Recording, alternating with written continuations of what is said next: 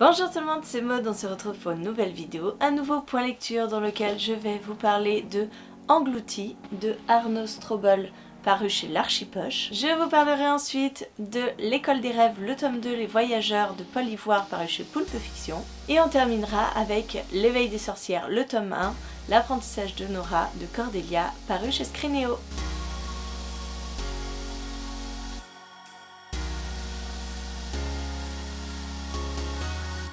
Allez, on commence tout de suite avec Englouti. Nous sommes dans un roman, un thriller à suspense où nous allons suivre un couple de personnes qui vont venir passer leurs vacances avec un autre couple. Ils ne se connaissent pas vraiment en fait.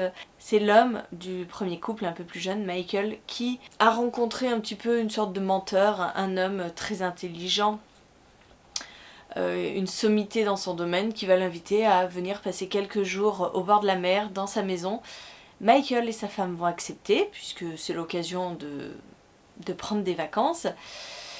Même s'ils ne sont pas vraiment à l'aise avec cette ambiance un peu étrange parce que le second couple, donc l'éminent professeur et sa femme, ont une relation assez spéciale. La femme n'arrête pas de rabrouer cet homme-là. On voit très clairement que leur couple ne va pas bien. Bref, c'est une ambiance un peu chelou. Et l'ambiance va encore plus se dégrader lorsque ils vont apprendre que, à quelques kilomètres de là, sur la plage, une femme est morte, ensevelie dans le sable, avec simplement la tête qui dépasse. Elle s'est noyée avec la marée haute, sous les yeux de son fiancé, qui était juste à côté d'elle, attaché à un poteau et qui l'a regardé se noyer sans pouvoir rien faire. C'est l'œuvre apparemment d'un tueur.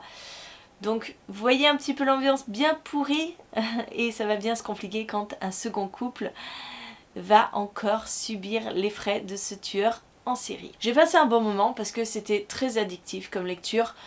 Je me suis posé énormément de questions tout au long du récit parce que on alterne en fait les passages où on voit la vie des couples, de ce qui se passe, etc., leurs interrogations, et les chapitres où on est du point de vue du tueur. Du tueur qui recherche quelque chose, on ne sait pas vraiment quoi. C'est très étrange parce que même à la fin, on ignore exactement ce qu'il cherchait par ces tueries. Et voilà, tout au long de ce récit, eh ben, on se pose des questions, on se dit mais qui c'est ? On se doute que forcément c'est quelqu'un qu'on connaît, on va pas nous pondre un tueur comme ça sorti de nulle part. On sait que c'est probablement dans le cercle qu'on suit. Et voilà, on se posait mille et une questions.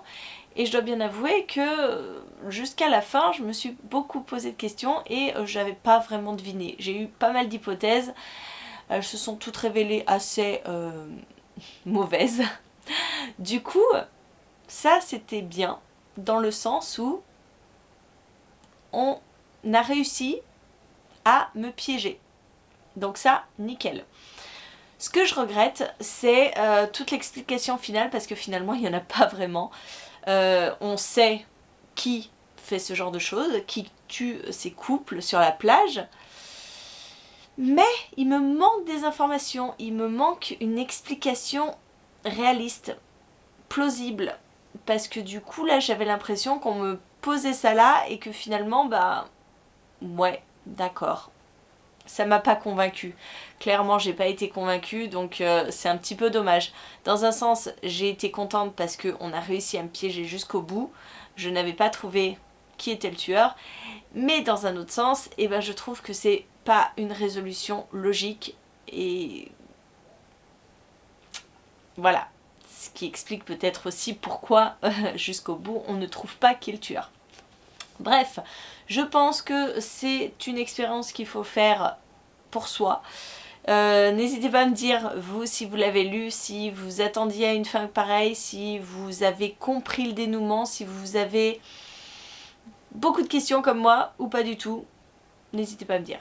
On continue avec du jeunesse, voilà, on part dans du fantastique avec l'école des rêves. J'avais beaucoup aimé le tome 1 où on suivait des jeunes enfants qui allaient à l'école des rêves pour apprendre à contrôler les cauchemars ou les rêves des terriens. Ici on est dans le second tome, On continue à suivre le même groupe d'enfants. Simplement, il y a quelque chose qui perturbe les cauchemars et les rêves.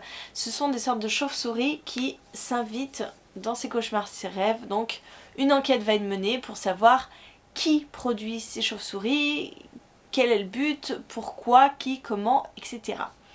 J'ai bien aimé, j'ai passé un super moment, ça s'est lu très très vite, un peu comme le tome 1, j'adore la couverture, elle est magnifique, la couleur, les couleurs sont... ça fait rêver, j'adore. Et je suis très contente de pouvoir progresser un petit peu, de voir Kim-Lan qui commence à prendre confiance, qui commence à comprendre quel est son don, puisque Kim-Lan n'est pas un simple enfant qui va définir ce qu'est un rêve, ce qu'est un cauchemar. Non, lui, il a une capacité différente des autres, il est spécial. Et voilà, on commence vraiment à intégrer ses spécialités, ce qui le rend spécial, ce qui fait que il est différent des autres. Et on progresse doucement, c'est sûr, mais sûrement. Et je suis très contente d'avoir lu ce tome 2 et ça me donne très envie de lire la suite. Et je ne sais pas si c'est une trilogie, je suppose que ça va être une trilogie. Donc j'ai hâte d'avoir le dénouement dans le 3e tome. Et enfin on termine avec de la jeunesse.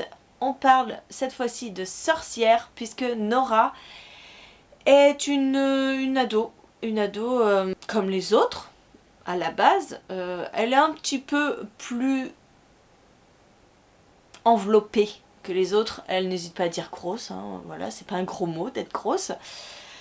Et elle vit avec 2 papas. Elle se fait un petit peu harceler par un garçon en particulier. Et ça va un petit peu tourner mal lorsque Nora, une énième fois, quand elle se fait harceler, se met en colère et provoque un tremblement de terre. À ce moment-là, on détecte que Nora est une sorcière. Elle est prise sous la coupe d'un professeur qui, elle aussi, est une sorcière et qui a déjà 2 apprentis. Nora va donc être sa 3e apprentie.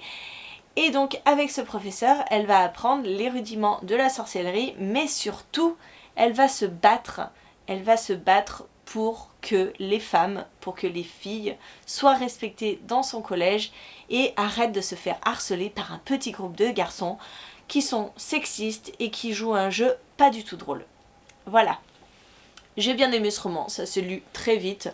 Encore une fois, la plume de Cordelia est très agréable et très simple, donc si vous voulez, il n'y a pas trop de difficultés à rentrer dans le livre, ça se lit bien. Et surtout, je trouve que on est là pour parler de thèmes de société, on est là pour parler de harcèlement, de sexisme, de féminisme. On est là pour parler de grossophobie, de parents homosexuels, de LGBT, bon bref, tous les thèmes chers à Cordelia. Là, il n'y a aucun souci. Le côté magie est quand même en retrait. Parce que si vous voulez, Nora, elle va pas dans une école spéciale à la Harry Potter. Hein. Non, non, elle reste dans son collège, mais à côté, elle fait ses cours de sorcellerie. Donc, pour elle, elle trouve ça complètement injuste, hein, parce que du coup, elle a quand même double cursus. Et si vous voulez, la magie est quand même assez peu présente. Elle est surtout là en toile de fond pour vous parler des thèmes dont je viens de vous parler. Donc je trouve ça un peu dommage parce que finalement c'est pas tant abordé que ça. Oui, Nora va prendre des cours, va commencer à apprendre à contrôler ses pouvoirs, va passer son examen pour avoir sa pierre de pouvoir. Mais c'est pas le gros du problème. Voilà, le gros du problème de cette histoire, c'est vraiment toute la problématique sur le sexisme, sur ce groupe de garçons qui embêtent les filles et qui trouvent ça normal de les tripoter sans que la direction n'y voie d'inconvénient. Bref, c'est la révolution au collège de Nora et pour ces thèmes-là, c'était très bien fait et ça passe crème, ça passe crème. J'aimerais juste un petit peu plus de magie dans les prochains tomes, ce qui sera peut-être probablement le cas, puisque Nora, je pense, va abandonner petit à petit son existence d'humaine, de simple humaine, pour peut-être se diriger un petit peu plus sur la magie. Donc voilà, c'était sympa. Après, ne cherchez pas un roman vraiment de magie, recherchez plutôt un roman contemporain avec une petite touche de fantastique derrière. Voilà, c'en est tout pour cette vidéo. J'espère qu'elle vous a plu. N'hésitez pas à me dire en commentaire si vous avez lu un de ces livres, sachant que L'éveil des sorcières ne sort que le 19 août. Donc malheureusement, si vous n'êtes pas partenaire Scrino, vous n'avez pas pu le lire. Et moi, j'en profite pour vous annoncer qu'il n'y aura pas de vidéo la semaine prochaine, donc ni jeudi ni dimanche, puisque je serai en vacances, que je pars, donc pas demain mais après-demain, et que je n'ai absolument pas le temps clairement de tourner 2 vidéos pour la semaine prochaine. Je suis désolée, mais je prends des vacances. Je pense que vous comprenez et je pense que vous faites pareil, puisque juillet-août en général c'est pas des mois où il y a beaucoup de vues sur les vidéos parce que les gens ont autre chose à faire et c'est normal. Donc voilà, il n'y aura pas de vidéo la semaine prochaine, mais on reprend normalement le cours des choses à partir du 29. Ça doit être le 29 juillet. Voilà, bon bah écoutez, j'ai fait mon annonce. Je vous souhaite une bonne journée, de bonnes lectures et je vous dis à très bientôt pour une nouvelle vidéo.